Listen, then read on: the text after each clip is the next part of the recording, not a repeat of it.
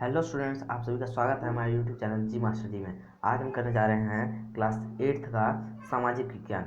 ये भूगोल का पार्ट 1 है, संसाधन। इसको हमने 2 पार्ट्स में किया है। पार्ट 1 में हमने पूरा चैप्टर पढ़ाया है, उसका लिंक हमने डिस्क्रिप्शन में दे दिया है। इसमें हम सभी प्रश्नोत्तर उसके पार्ट के जो हैं वो करने जा रहे हैं, और अतिरिक्त प्रश्नोत्तर भी हम करेंगे जो इम्पोर्टेंट है। चलिए शुरू करते हैं। सबसे पहला प्रश्न है हमारे पास यहाँ पे, पृथ्वी पर संसाधन असमान रूप से क्यों वितरित है? यानी हर जगह पर ऐसा क्यों नहीं है कि सभी जगहों किसी एक जगह पर सोना उपलब्ध है और किसी एक जगह पर सोना उपलब्ध नहीं है, किसी एक जगह पर पेट्रोलियम उपलब्ध है, किसी एक जगह पर पेट्रोलियम उपलब्ध नहीं है। ऐसा इसलिए है क्योंकि भारत या फिर किसी और देश में या पूरे विश्व में ही देखा जाए तो वहाँ पर अलग अलग प्रकार के भौतिकी कारक हैं। यानी वहाँ हर जगह पर जलवायु अलग है, भूभाग अलग है, ऊंचाई कोई ऊंचाई पे है, कोई गहराई पे है, और जो हमारे प्राकृतिक संसाधनों का वितरण जो है वो इन्हीं चीज़ों पर निर्भर करता है। पृथ्वी पर इन कारकों में विभिन्नता होने के कारण संसाधनों का वितरण असमान है। इन सभी क्वेश्चन को आप अपनी कॉपी में नोट कर लीजिएगा आंसर देने के, ताकि आपको एग्जाम्स के टाइम पे याद करने के लिए आसानी हो, या फिर आप इन्हें याद कर सकते हैं डायरेक्ट।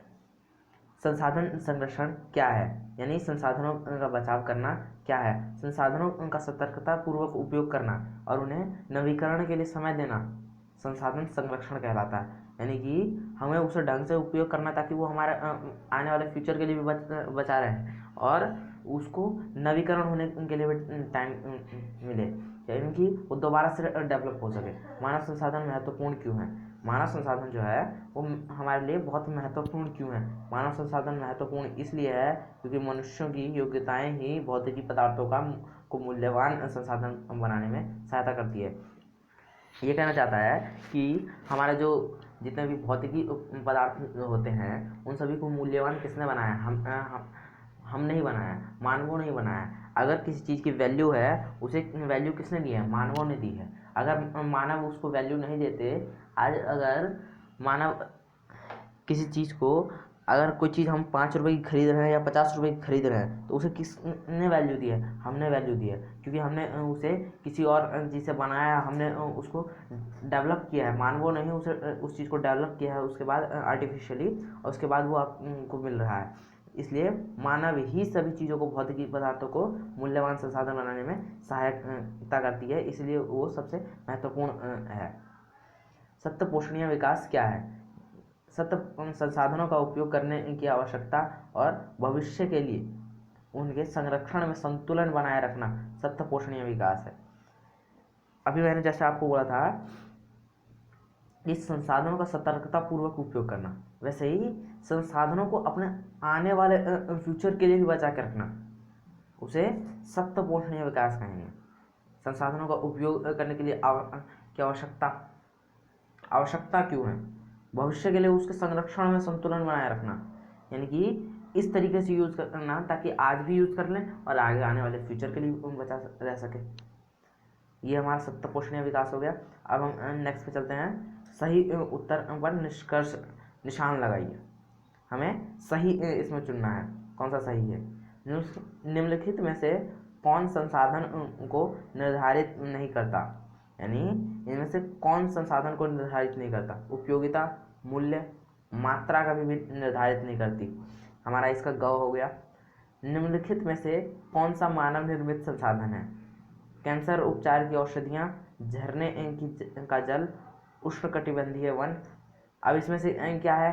कैंसर उपचार की औषधियाँ, यानी जो कैंसर के इलाज में जो मेडिसिन वगैरह यूज़ होती हैं वो हमारी जो है मानव निर्मित संसाधन है। कथा पूरी कीजिए। जैव संसाधन डैश होते हैं। जीव जंतुओं का व्युत्पन्न, मनुष्यों द्वारा निर्मित, निर्जीव वस्तुओं की व्युत्पन्न। अभी इसका हो जाएगा जैव संसाधन जीव जंतुओं की व्युत्पन्न होते हैं। ये हमारा 2 क्वेश्चन कंप्लीट हो गया। अब हम नेक्स्ट पे चलते हैं। ये हमारा लास्ट क्वेश्चन है अभ्यास का। निम्नलिखित में भेद कीजिए, यानी उन लोग इनके बीच में हमें डिफरेंस बताना। संभाव्य और वास्तविक संसाधन। संभाव्य संसाधन वो हो गए जिनकी पूरी मात्रा ज्ञान नहीं हो सकती, यानी आगे आने वाले फ्यूचर की वो एक है, वो आगे आने वाले फ्यूचर में हमें अवेलेबल हो सकता है और उसकी एक मात्रा जो है वो हम ज्ञान नहीं कर सकते। और वास्तविक संसाधनों में हम ज्ञान कर सकते हैं कि कितनी मात्रा में होता है। और दूसरा हमारे पास यहाँ दिया हुआ है, इस समय इसका प्रयोग नहीं किया जा रहा है परंतु भविष्य में इसका उपयोग किया जा सकता है, यानी फ्यूचर में हम उसका उपयोग करेंगे, अभी नहीं कर रहे हैं लेकिन फ्यूचर में करेंगे। और जो वास्तविक संसाधन है उनका उपयोग हम अभी प्रेजेंट टाइम में कर रहे हैं। सर्वव्यापक और स्थानीय संसाधन। सर्वव्यापक वो हो गए वे संसाधन जो सभी जगह पाए जाते हैं, सर्वव्यापक संसाधन कहलाते हैं। जैसे कि हमारी हवा हो गई, सूरज की रोशनी हो गई, पानी हो गया। और हमारा स्थानीय संसाधन हो गया वे संसाधन जो कुछ निश्चित स्थानों पर पाए जाते हैं, स्थानिक संसाधन कहलाते हैं। उदाहरण के लिए तांबा, लौह अयस्क आदि। ये हमारा अभ्यास कंप्लीट हो गया। अब हम आते हैं अपने अतिरिक्त प्रश्न उत्तर पर। विश्व में कहाँ पर पवन चक्की के प्रयोग से ऊर्जा उत्पन्न की जाती है? बताइए, आप में से किसी को पता हो कमेंट में ज़रूर बताइएगा। हमारे पास यहाँ पे आंसर है नीदरलैंड। और किसी और देश में अगर ऐसा होता है तो कमेंट में आप ज़रूर बताइएगा। हमारा सेकंड क्वेश्चन है, मानव संसाधन विकास से आप क्या समझते हैं? अधिक संसाधनों के निर्माण में समर्थ होने के लिए लोगों के कौशल में सुधार करना मानव संसाधन विकास कहलाता है। यानी आपके पास जो आपकी खूबी है उसको और ज़्यादा निखारना, उसे मानव संसाधन विकास कहते हैं। संसाधन संरक्षण की दो उपाय बताइए। संसाधन संरक्षण के दो उपाय बताइए। प्रत्येक व्यक्ति द्वारा संसाधनों का उपयोग आवश्यकता अनुसार करके, संसाधनों को पुनः चक्रण द्वारा यूज करके, संसाधनों का पुनः उपयोग करके।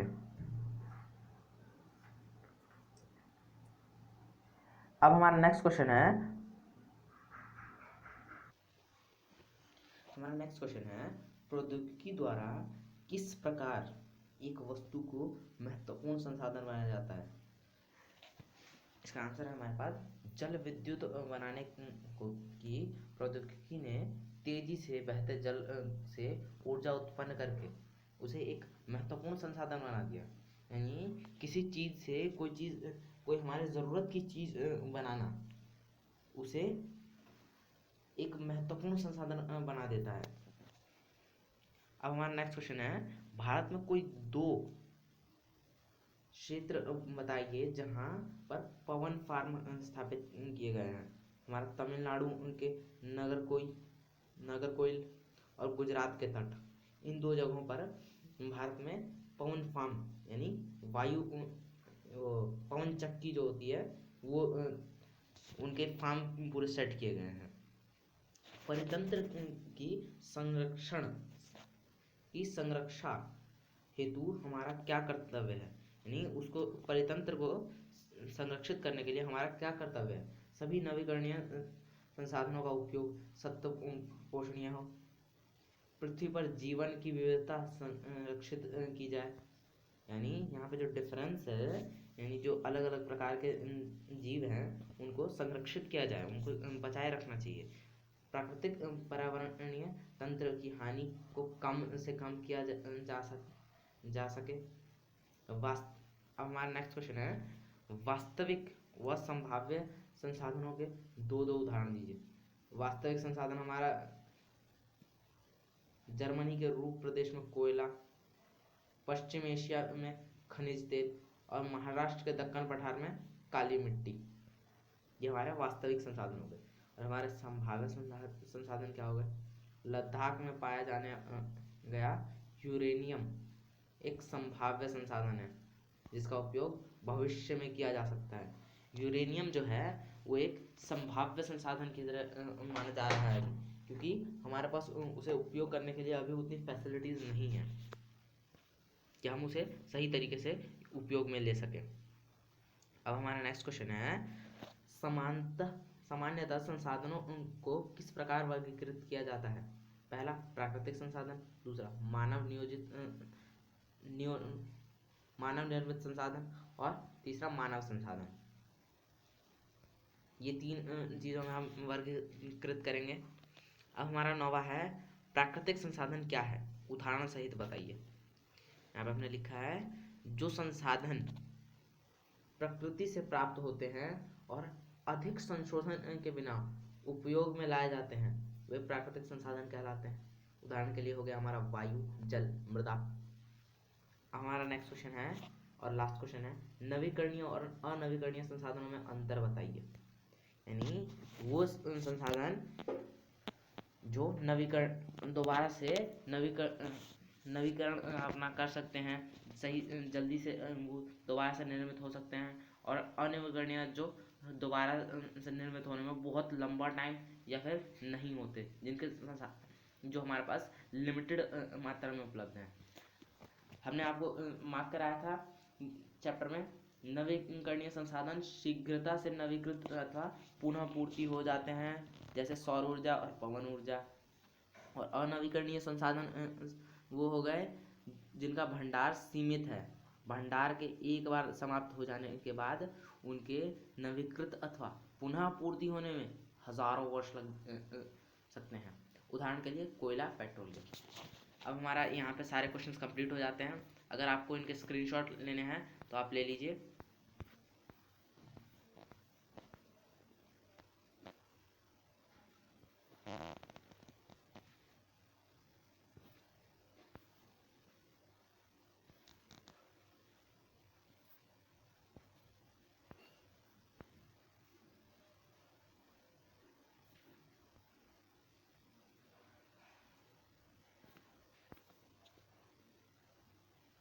यहीं पे हमारा पूरा चैप्टर कंप्लीट होता है।